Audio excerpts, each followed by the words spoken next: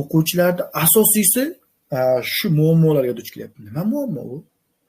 Birinchi o'rindan yozish struktura. Strukturani o'quvchilar ko'pchiligi bilmaydi. Bu degani juda katta muammo degani. Bitta meni ovozim eshitilyaptimi? Shuni aytib o'rsanglar, men ikkita odam ovozini ochsam-da, men o'sha ovoz ochgan odamlar ovozim boryaptimi, ekranim ko'rinyaptimi? O'sha aytib o'rsa, ha?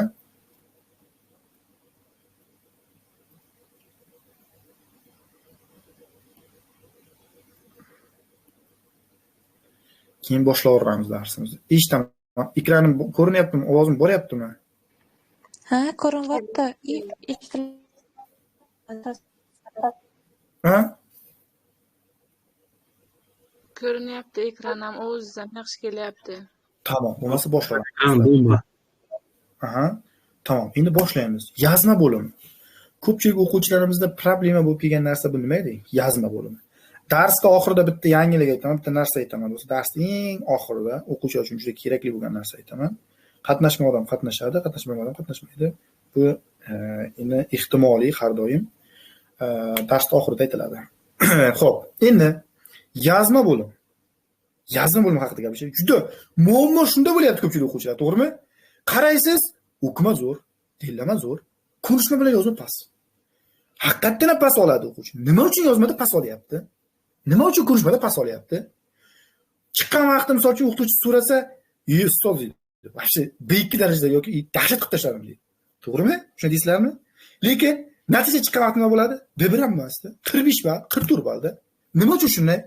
Keling shuni ustida gaplashaylik. Men ancha oydan beri shuni ustida bosh qotirdim. Juda katta bosh qotirdim. Ya'ni nima unday bo'lyapti deb. Endi sizlarga aytib o'tmoqchiman. Yozma bo'limida sizga nima beriladi do'stlar? E-posta va kompozitsionlar beriladi, to'g'rimi? Yozma bo'limida e-posta va kompozitsionlar beriladi. Endi o'quvchi o'shani e-posta va kompozitsionni ular talab darajasida ochiqlab bera olyaptimi? Mana shunday sizga e-posta va kompozitsion ko'rinaman. E-posta va kompozitsion mana. Bo'limi yozilgan bo'ladi. Shu joyiga nima bo'ladi? Mana bu joyiga misol uchun sizga qisqagina e-postasi berilgan bo'ladi. Buni pastda guruh 1, guruh 2 va ikkinchi bo'lim ketgan bo'ladi, to'g'rimi? Kompozitsion. Endi diqqat qilish kerak. Diqqat qilish kerak. Nimaga? Bu yerda kompozitsion ochiqlash yoki e-postani. Birinchi bo'lib xomaki ballik sistemasi o'taylik. Ballik sistemasiga o'tgan vaqtimizda o'quvchi qaysi birida yaxshiroq? Misol uchun norasmiy posta yozsangiz, xomaki balli 5. Rasmiy posta yozsangiz, xomaki balli 6.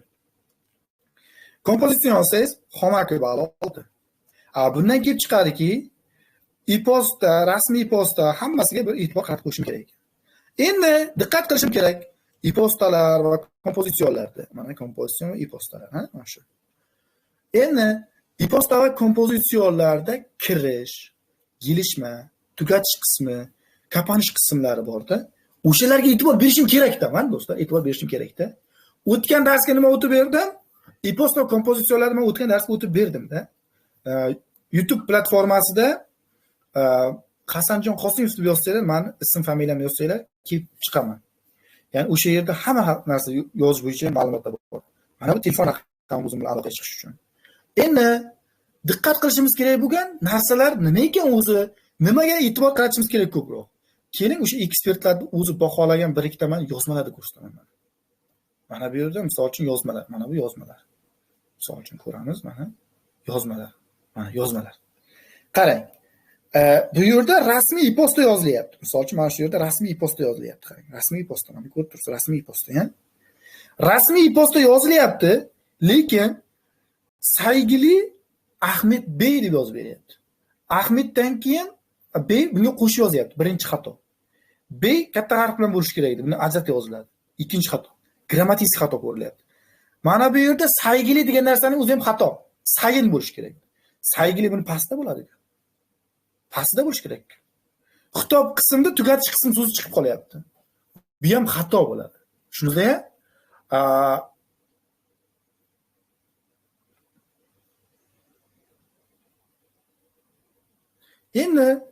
endi bu xatolarni ko'rdingiz, ha? Diqqat qilishimiz kerak bo'lgan yana bitta xato ko'rsataman. Ya'ni ertaga bugun imtihonga kirgan vaqtlaringizda. Mana bu yerda ben deb boshlayapti. Sizga dilakchani deyapti. Ben sizga bu dilakchani yazacağımdan sababi ishga kech keldimdir degan shunday degan. Endi bu yerda ne bo'lmaydi. Bu yerda mana bu e-posta, mana bular abzasdan bo'lish kerak edi. Sayin yetkili berish kerak edi. Bundan yuqori qismida qaysi tashkilotga yozyapti maktubni. Bilasizlarmi, men o'rgatganman. Buni pastidachi, buni pastki qismida ben deb misol uchun nima qilish kerak? Abzasdan olish kerak edi. O'sha abzas ham yo'q deb berdi. Keyin misol uchun mana bu dilakchasini deyilgan. Qanday dilakchasini bo'ladi? Ben deb o'zini tashtirish kerak edi. Ben palonchi, pistonchi. Sizga misol uchun o'sha keyin o'zini tanishtirdi-ku, o'zini tanishtirgandan keyin maqsadni berish kerak bu yerda. Nima maqsaddan bepostdan yozyapti?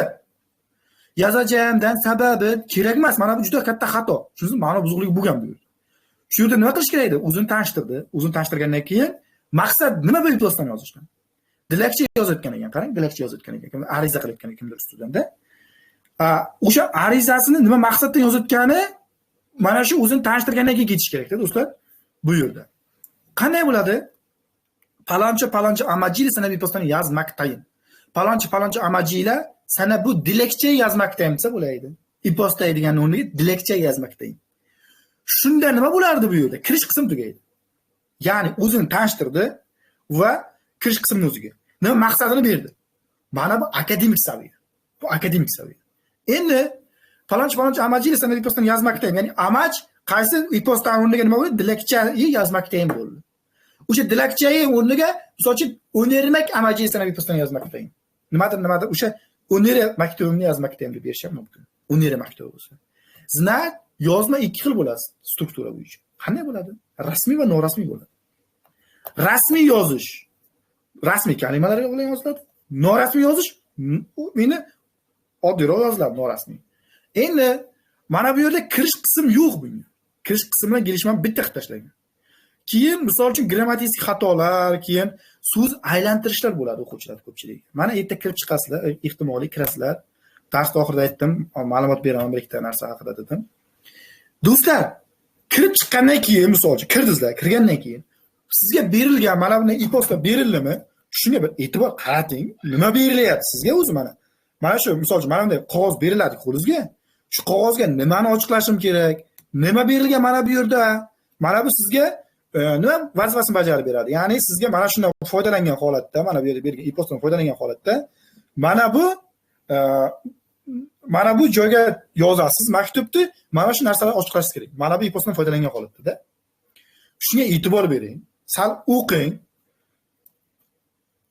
Tushundingizmi? O'qimasdan yozish natijasida baliq tushib ketib qoladi. Keyin kim aybdor? Ustoz aybdor. Ustoz nima qilgan? Ustoz yaxshi o'tib bermagan. Do'stlar, ustoz sizga shuncha harakat qildirib beryapti. Shunga e'tibor qaratib qo'ying. Endi misol uchun yana boshqa misol uchun maktublarni ko'rishingiz mumkin misol uchun bu yerda.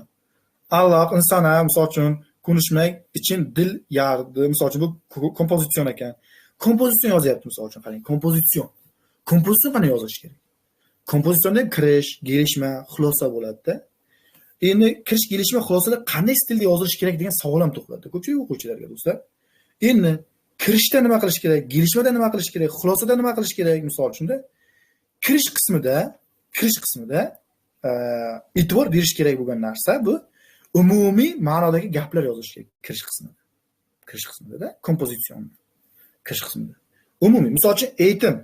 Sizga kelishi mumkin aytimni misol uchun chevramichi va chevramichi aytimning foydalari kelishi mumkin. Kirish qismida aytim haqida oling, umumiy ma'no. Gelishma qismida paragraf 1 bo'ladi abzasdan, chevramichi. Paragraf 2 bo'ladi, chevramdishi. Chevramdishi ketdi, birodarlar. Endi siz e'tibor qaratishingiz kerak bo'lgan ikkinchi narsa bu. Ikkinchi narsa. E'tibor qaratishingiz kerak bo'lgan ikkinchi narsa o'zingizning fikringiz. O'shani ilova olarak deb, ya'ni abzasdan ilova olarak deb olish kerak. Ilova olarak. Ya'ni bu ham saviya ko'tarilishi. Ilova olarak deb boyagi o'zingizning fikringizni bering. Berdiz. Oxirida keyin xulosa beriladi-da. O'quvchilarning ko'pchiligi 300 ta so'z yozsam, qancha so'z ko'p yozsam, shuncha yaxshi natija berishadi. Yo'q. Qancha so'z ko'p yozsang, shuncha grammer xatoing ko'payadi. Qancha so'zni aylantirsang, shuncha ma'no buzuqligi ko'payib ketadi. Shuning uchun nima qilish kerak ekan? Sizga berilgan savolni ochiqlab bering bo'ldi. Sizga berilgan savol ochiqlanadi, tamom.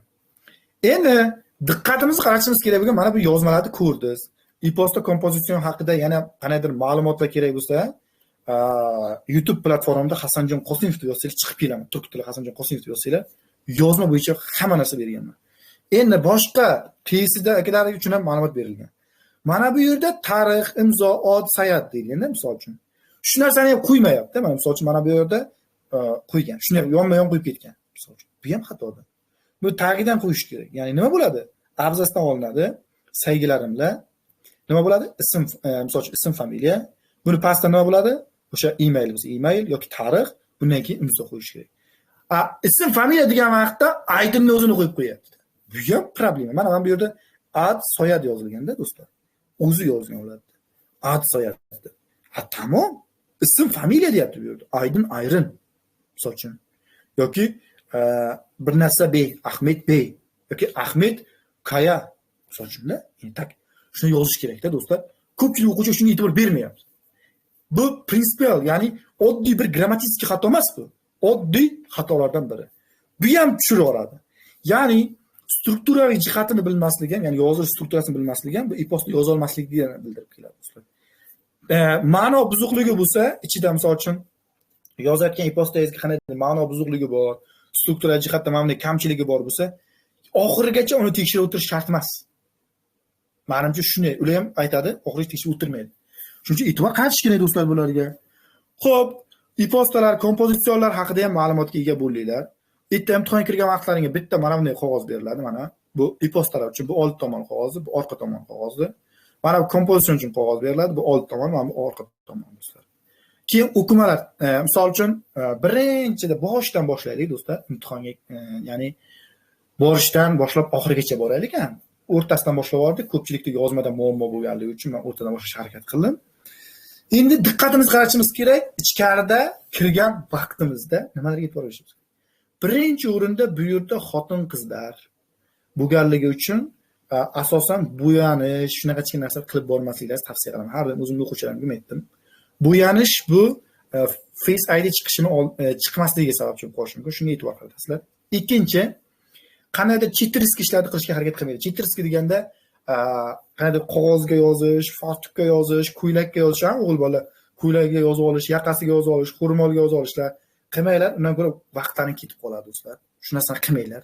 Miya borki, mana o'qi deylar so'zlaringga, miyalaring bor-ku, shunga ishoninglar.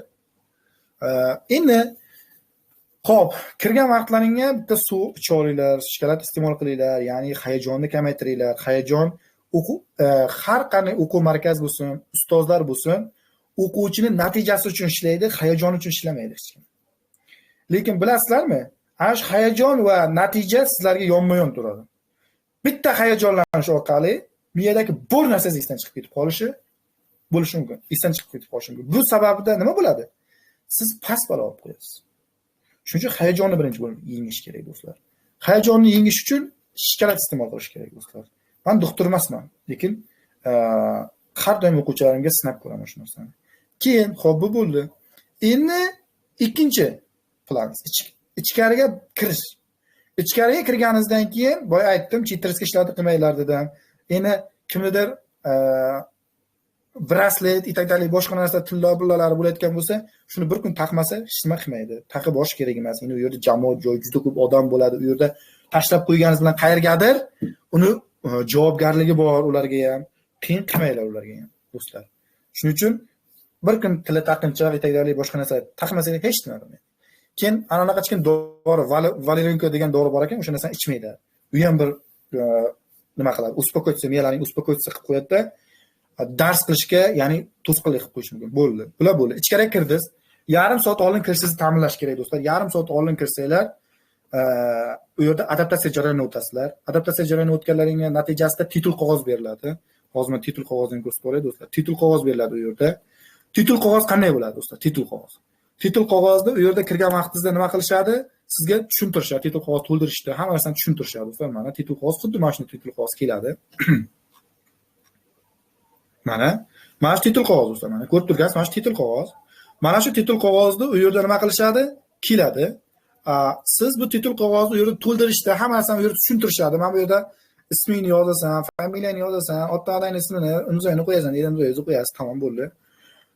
Titul qog'oz bu sizning yuzingiz hisoblanadi. Siz bunga e'tiborli bo'ling. Titul qog'oz birinchi planda turadi do'stlar, o'quvchilarda. Eng asosiysi titul qog'oz hisoblanadi. Titul qog'oz to'ldirib bo'lganingizdan keyin pasportingizni yoniga qo'ying. Mana bu joyga e'tiborli bo'ling. Mana shu joy sizni tekshirish uchun sizning kodingiz mana shu joyda. Ya'ni jisheringiz kiritilgan mana shu joyda. Jisheringiz mana shu joyda kiritilgan bo'ladi. Mana. Mana chiziqchalar bor, mana shu chiziqchalar jisheringiz kiritilgan bo'ladi. Bu jisheringiz mana shu joydan sizga profilingizga natijasi ketib qoladi. Shuning uchun shu joyga e'tibor bo'lasiz. Endi mana bu tinglab tushunishni joyi, mana bu o'qib tushunishni joyi. Bularga ham e'tiborli bo'lish kerak o'quvchi. E'tiborli bo'lish kerak. Endi diqqat qilishimiz kerak bo'lgan narsa, buni bajarib bo'lganingizdan keyin pasportingizni arasiga qo'yingda, olib qo'ying, bir chekkaga qo'yib qo'ying. Keyin yana bitta narsa texnik jihatdan qo'llaringizda bitta nima bilan borishingizni talab qilaman, ya'ni qo'l ro'mol bilan borishingizni talab qilaman. Nima uchun qo'l ro'mol? Hozir yozgi kuni bo'lganda qo'l terlashi sodir bo'ladi. Buning natijasida to'g'ri javoblaringizni ham bo'yab yuborishingiz mumkin. Har qanday ikir-chikirgacha bo'lgan ma'lumot berilyapti do'stlar. Shunga e'tiborli bo'lasiz. Endi yana ketdik. Buni qilib bo'lganingizdan keyin sizlarga savollar kitobi tarqatiladi. Mana bu savollar kitobi bo'ladi. Xuddi mana shu savollar kitobi keladi. Buning ichida 6 ta bo'lim 35 ta dillama, 5 ta bo'lim 35 ta o'qima keladi. Do'stlar, o'qima bo'limini har bir bo'limiga e'tibor qaratishimiz kerak. Bu yerda boyagi titul qog'oz to'ldirganingizdan keyin aytadiki, do'stlar deydi, endi deydi, dillamani boshlashimiz mumkin deydi. Savollar kitobini tarqatamiz deydi. Savollar kitobini tarqatgandan keyin savollar kitobini ko'ra olishlaring uchun deydi, ko'rishlaring uchun deydi, vaqt ajratamiz deydi. Sizlar savollar kitobini ko'rishlaring uchun vaqt ajratadi. Ya'ni nechadir sekund vaqt ajratadi do'stlar. Tamom, siz nima qilasiz? Savollar kitobini ko'rishni boshlaysiz. Endi savollar kitobini ko'zdan kechirish uchun vaqt ajratdimi? Siz bunda savollar kitobini ko'zdan kechirib chiqasiz. Savollar kitobini men ko'zdan kechirib chiqdim. Ma'nisini Hasan masalan hammasini ko'zdan kechirib chiqdim, to'g'rimi? Endi diqqat qilishim kerak bo'lgan narsa. Bu yerda savollar kitobi ko'zdan kechirildi. Endi diqqat qilishim kerak bo'lgan asosiy narsa, nimaga ko'pchilik ekran ko'rinmaydi deyapti? Ekran ko'rinmayapti, yo bitta o'chirib yoqaymi ekranimni? Nima deysizlar? Ko'rinyapti, titul varaq chiqib turibdi. Titul varaqmi turadi? Titul varaqqa turmaslik kerak titul varaq. Hozir men ekranni o'chirib yoqaman.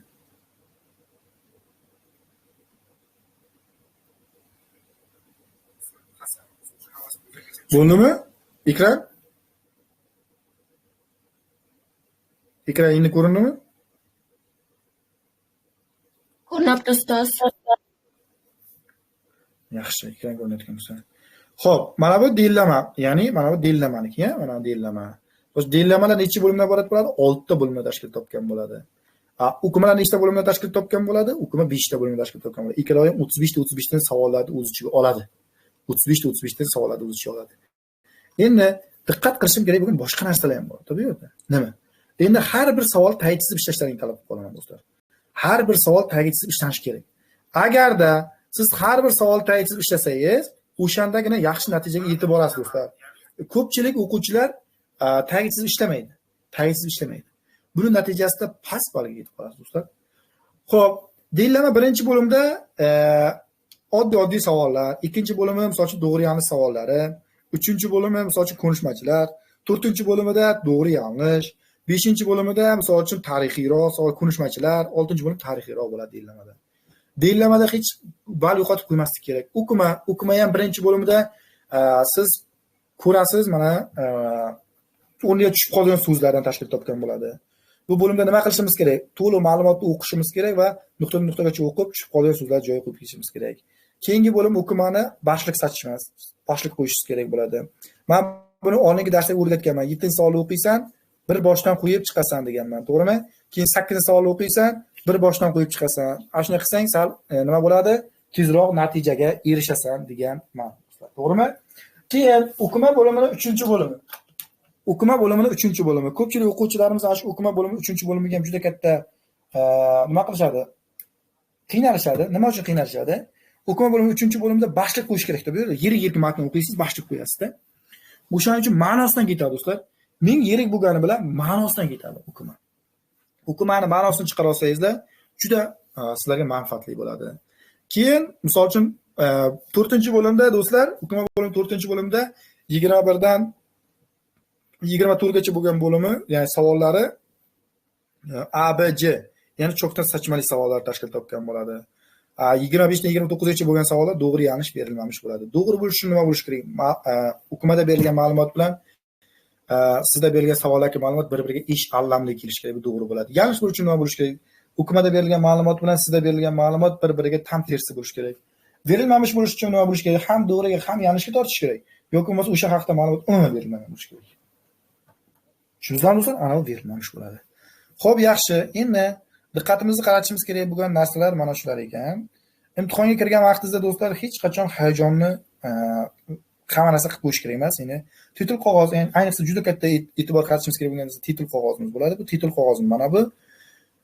Bu titul qog'ozga siz nimalarga e'tibor qaratishingiz kerak? Titul qog'ozda asosan dillamaning 35 ta savolini dillama 2 marotaba qo'yib beriladi.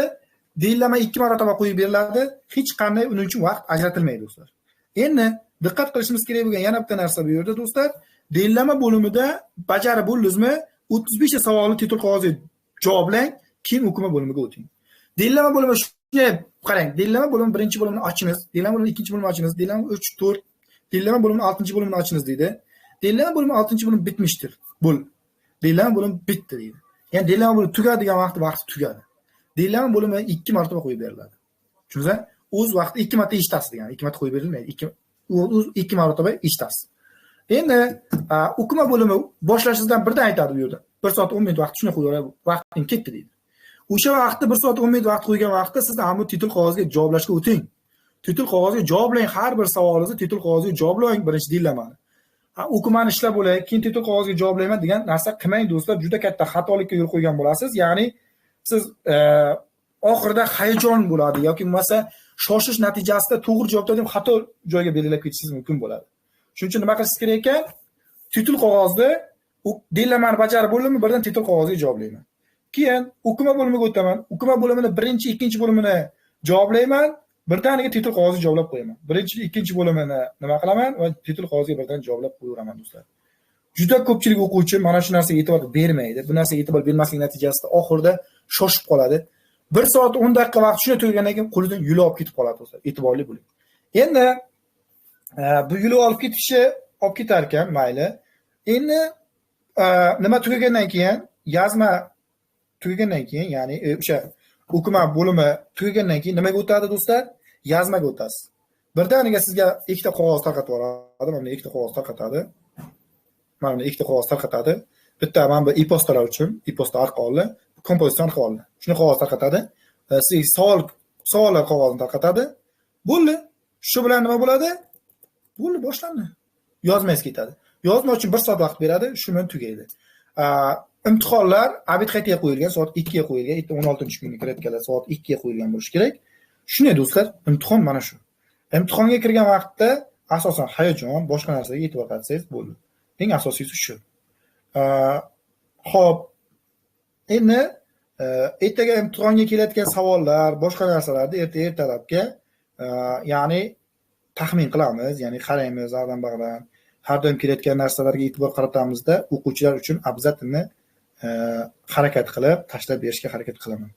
Ya'ni e'tibor beraman, ya'ni shuncha vaqtgacha tushib kelayotgan, ya'ni qaysi mavzu tushmadi, shularga kattaroq e'tibor berib o'quvchiga tashlab beraman do'stlar. Xo'p,